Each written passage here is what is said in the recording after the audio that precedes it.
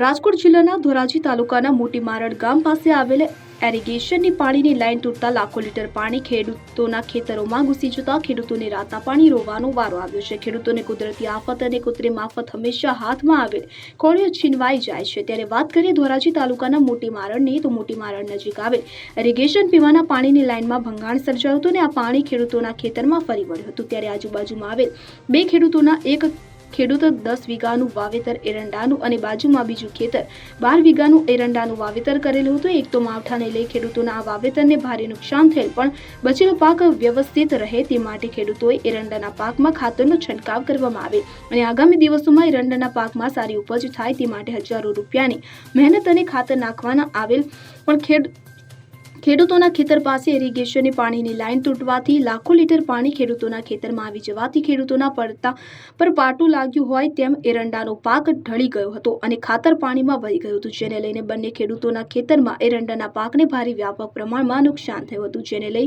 ખેડૂતો દ્વારા આ પાકને જે નુકસાન થયું છે તેનું જવાબદાર તંત્ર દ્વારા વળતર ચૂકવવામાં આવે તેવી માંગણી કરાઈ છે।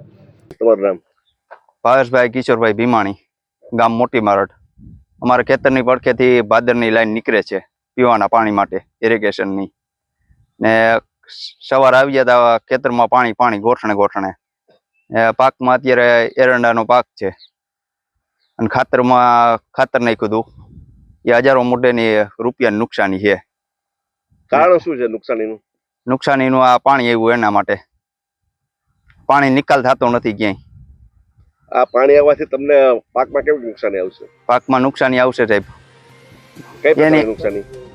ઢરી ગયા છે એરંડા અને જે લૂમુર જે લણવાની હતી પાકી પાણીમાં છે અત્યારે।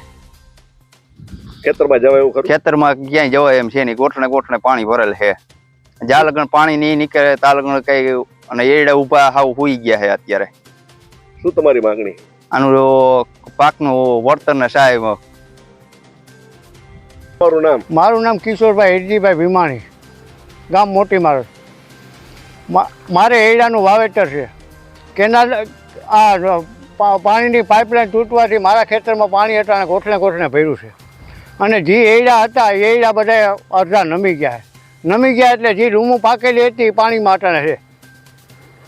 કેવી નુકસાની આવશે? નુકસાની ખાતર નાખેલું હતું ને એ ખાતર મારું વેસ્ટ જ ગયું અને મારી મજૂરી તો ઠીક, મારે આ ભાગ્યું છે, મજૂરીનો ભાગ છે મારે આમાં।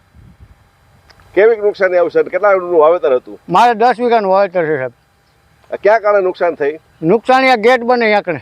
એટલે શું થયું હતું? ત્યાં પાણીનો પાઇપલાઇન તૂટ્યો ને, ઇરિગેશનનો હોય કે નર્મદાનો હોય, એ પાઇપલાઇન તૂટી ગયો, ત્યાંથી પાણી મારા ખેતરમાં આવ્યું। સવારે આવીને જોઈતા તો ખેતરમાં પાણી ભર્યું હતું। શું તમારી માગણી છે? મારી માગણી નુકસાની થાય મને પૂરી કરે। અલ્પેશ ત્રિવેદી સાથે CN24 ન્યૂઝ ધોરાજી। હવે જુઓ દેશ દુનિયાની તમામ ખબરો તમારી આંગળીના ટેરવે।